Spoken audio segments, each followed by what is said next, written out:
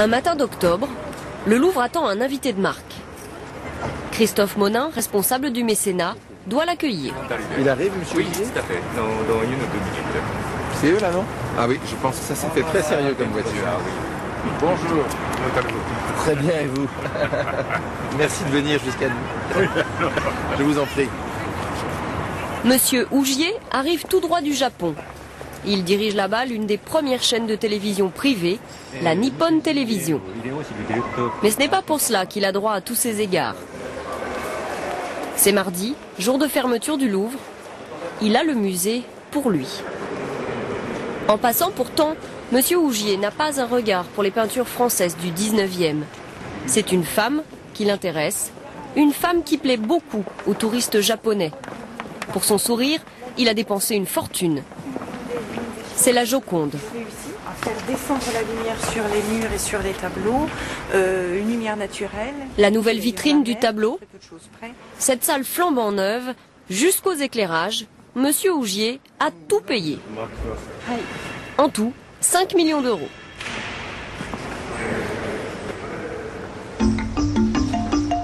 Grâce à cet argent, Mona Lisa, qui avait changé de place, a pu retrouver sa salle d'origine.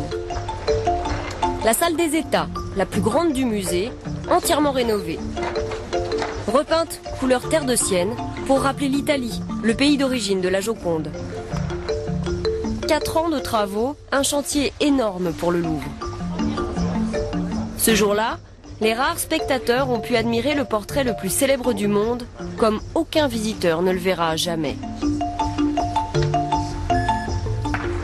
Car le tableau est aussi l'un des mieux protégés, à l'abri derrière une vitrine étanche et à l'épreuve des balles. Aujourd'hui, le mécène japonais découvre pour la première fois le nouvel écrin de Mona Lisa. Monsieur Ougier trouve que cette installation vraiment impeccable, digne de recevoir le chef-d'œuvre de moi. Le donateur est très content des travaux et la direction du Louvre aussi. Non seulement on sert mieux les œuvres en leur proposant de meilleures conditions, mais aussi on favorise beaucoup le confort de visite des visiteurs, du public. Quand le musée l'a contacté en 1998, Monsieur Ougier n'a pas beaucoup hésité. J'estime que participer à ce genre de projet de rénovation est très utile pour augmenter l'image de marque de l'entreprise. À l'entrée de la salle de la Joconde, la Nippon Télévision a droit à quelques mots de remerciement. La plaque est petite, mais les retombées de l'opération sont immenses. Ce matin-là, Monsieur Ougier n'a pas le temps de souffler. Christophe Monin a très envie de lui montrer la grande galerie. C'est la plus grande salle de musée.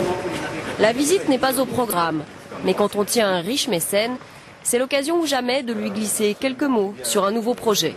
C'est un projet auquel Henri Barrette réfléchit. Il voudrait retrouver un état architectural un peu plus ancien et plus conforme à ses yeux, à la qualité du lieu. Travailler sur la couleur. La grande galerie a besoin d'un bon coup de peinture.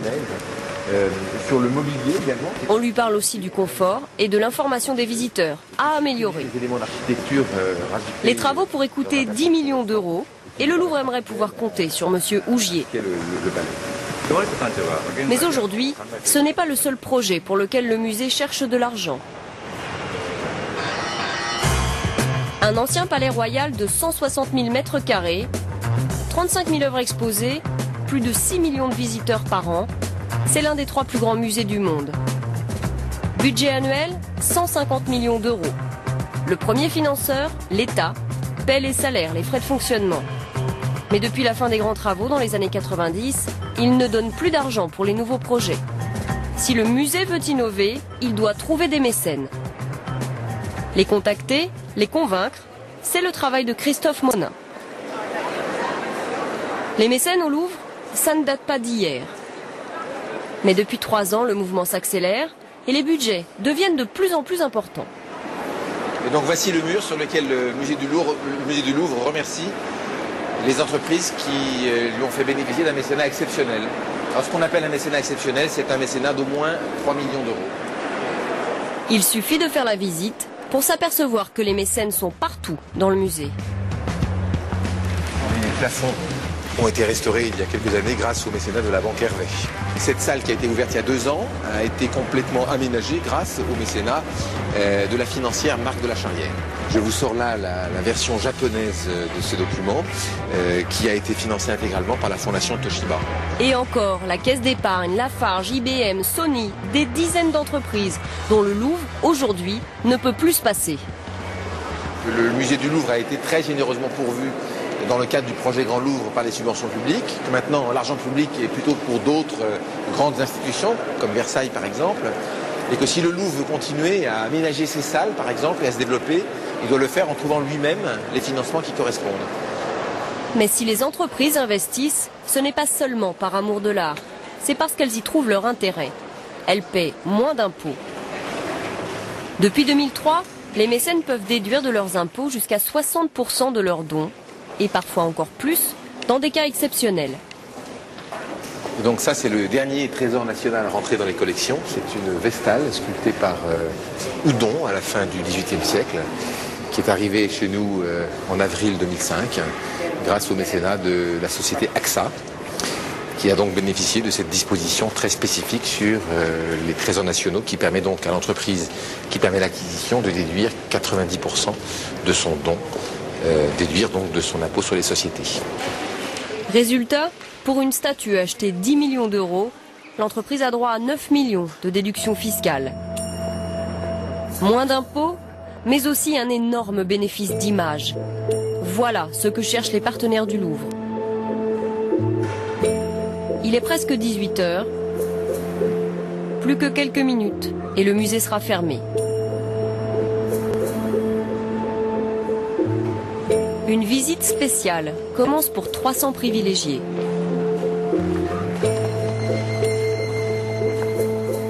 Ce soir, ils découvrent la galerie d'Apollon, l'une des plus prestigieuses du Louvre. Ce geste performatif qui chasse construite pour Louis XIV, il y a 350 ans. Les tableaux à décrasser, les murs également à consolider, puisque ça s'affaissait. Ils ont tout leur temps, un conférencier aux petits soins. Donc le triomphe de Bacchus est représenté également sur un char, comme la représentation de Neptune et d'Amphitrite. Et pour eux, la visite est gratuite. C'est un grand plaisir de venir le soir, la nuit, dans une salle que je n'ai jamais vue la nuit. C'est exceptionnel. Tous ces visiteurs sont des petits actionnaires du groupe Total, première entreprise française et très généreux donateur du musée. Aujourd'hui, dans la politique de restauration des monuments, au Louvre, vous avez Total qui a contribué à la restauration de cette galerie d'Apollon à l'échelle de 4,5 millions d'euros. 4,5 millions d'euros offerts pour restaurer cette galerie. En contrepartie, l'entreprise a négocié la gratuité du Louvre pour ses 130 000 salariés. Le géant pétrolier a lui aussi droit à sa plaque dans le musée. C'est un effet miroir que la compagnie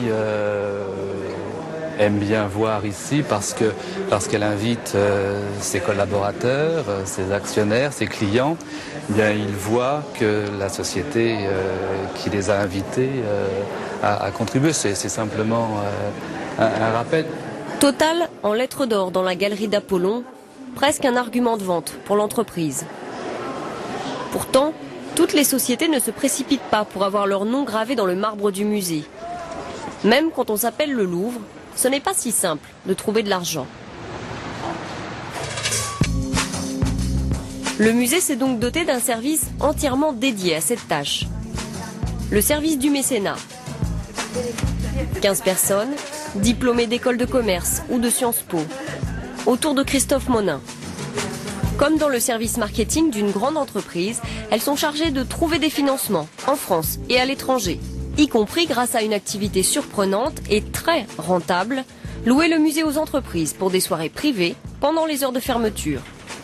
Une formule pour une entreprise qui souhaiterait inviter une centaine d'invités dans les collections du musée un jeudi soir.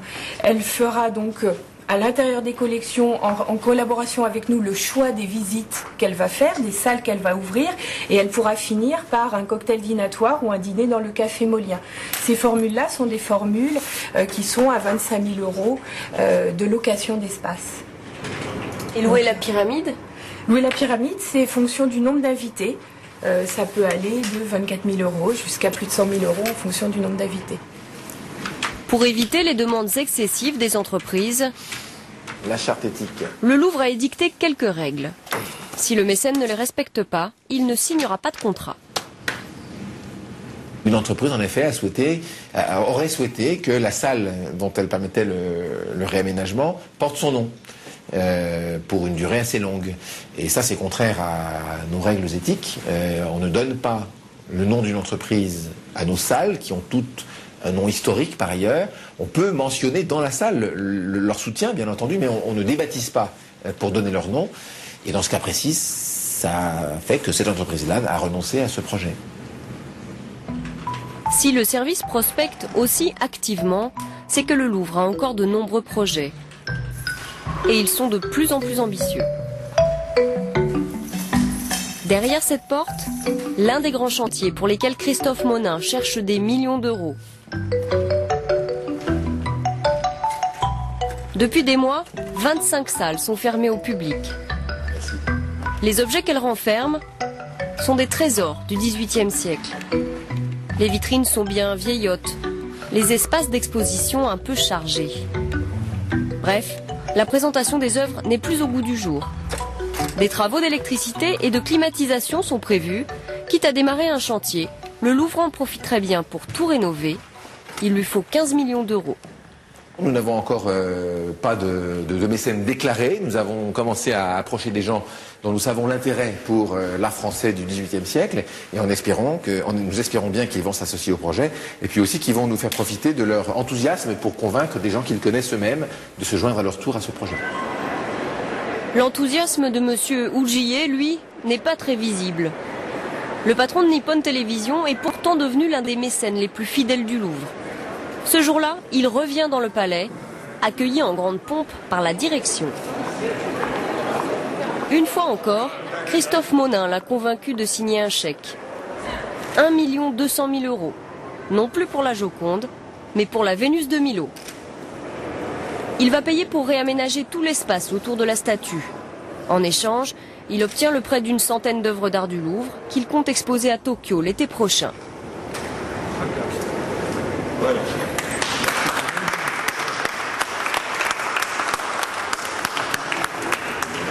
Et ce n'est pas sa seule récompense.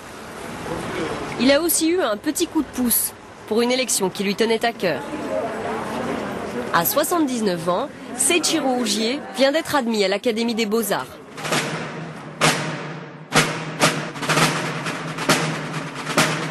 L'habit vert, la coupole, tous les honneurs de la République. Cher Seiichiro Ogier, c'est avec plaisir que je vous reçois dans notre compagnie. Peut-être de quoi susciter d'autres vocations de mécène.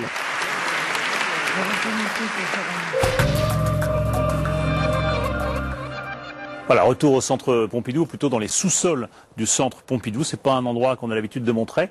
Avec vous, Bruno Racine, vous êtes le président du centre. Et ici, on est dans l'atelier d'encadrement. Ici, on fait de la restauration, on fait de la création aussi. On conçoit des cadres pour ces œuvres que vous exposez dans le centre, que vous achetez quelquefois aussi. Nous achetons, que nous exposons, que nous prêtons beaucoup, car ces œuvres sont très souvent en mouvement, beaucoup plus qu'on ne le croit. Un chiffre qui est intéressant, c'est que pour une œuvre montrée à Paris, il y en a 5 en région ou à l'étranger. Voilà, c'est pour ça qu'on s'est mis ici aussi, c'est pour montrer que ça tourne. Ça tourne, ce ne sont pas des lieux morts du tout. Bon, je vais donner quelques chiffres, on va parler un petit peu argent avec vous, quelques chiffres pour resituer, recompléter le sujet d'Éléonore Gay et de Guillaume Michel sur ces fameux budgets des grands musées nationaux. On parlait du Louvre, donc on l'a dit dans le reportage, c'est environ 148 millions d'euros le budget du Louvre. À 63%, ce sont des subventions et à 37% des fonds propres. Et dans ces fonds propres, il y a 10 millions d'euros qui viennent de mécénat, de location, d'espace, comme on l'a vu. Et le budget de Pompidou, vous me dites si je me trompe, si j'ai bien bien vu, c'est 100 millions d'euros à peu près, enfin c'est en 2005, cette année, 70 millions de subventions et 20 millions de fonds propres. Est-ce que, de la même façon qu'au Louvre, vous avez aussi vos mécènes? Est-ce que vous montez comme ça des opérations du même type pour drainer des sous, de l'argent? Pour les activités culturelles, c'est environ 1 million d'euros. Ça sera même, je pense, cette année un peu plus d'1 million pour des dépenses qui sont de l'ordre de 6 à 7 millions. Donc, de toute manière, pour certaines œuvres qui dépassent le chiffre de plusieurs millions d'euros, ils sont hors de portée de nos crédits d'acquisition. Donc, comment vous faites, vous? Alors, dans ces cas-là, soit on a la cote peut diminuer, soit on compte sur des donations. Cela arrive. Les grands musées français se sont enrichis énormément à partir de dons. Et puis nous avons depuis André Malraux, ce système qui permet de payer certains impôts sous forme d'œuvres d'art. Ça s'appelle la dation. Et donc la dation pour le Centre Pompidou, comme pour le musée d'Orsay, c'est une bonne source d'alimentation des musées. C'est une source considérable, en tout cas pour les chefs-d'œuvre les plus coûteux. Alors vous dites, on fait tourner nos œuvres, hein, on prête au musée, on se fait prêter par d'autres musées, etc. C'est aussi une façon de contourner la difficulté de l'accessibilité et du prix des œuvres, de se jumeler avec d'autres musées, y compris des musées internationaux, pour organiser des expositions. C'est comme ça que vous faites. Ou acquérir des œuvres. Même pour acquérir des œuvres. Et pour les grands sujets d'exposition, comme Dada actuellement, il est évident que quand 3 grands musées unissent leurs forces, ils ont une capacité... En l'occurrence, c'est la National Gallery. National Gallery of Art de Washington et les musées d'art moderne, le MoMA de New York. Alors, c'est aussi beaucoup demandé dans toute cette émission, pourquoi la France et Paris paraissaient un petit peu en marge. À quoi c'est dû, ça?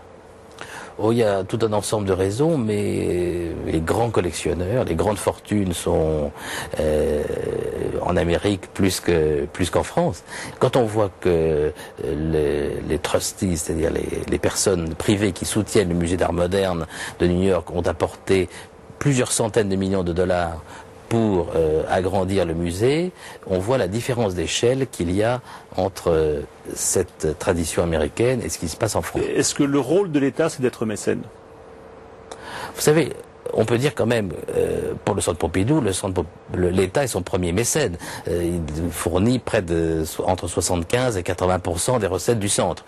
Donc c'est tout de même ce qu'on ne doit pas perdre de vue lorsqu'on parle des proportions. L'État quand même est pleinement engagé dans ces institutions. Il nous demande, c'est vrai aujourd'hui, de faire un effort pour diversifier nos sources de financement, mais nous faisons avec quand même le confort que nous assure cet engagement massif en notre faveur. Merci en tout cas Bruno Racine d'avoir répondu à nos questions. On arrive bientôt au terme de l'émission.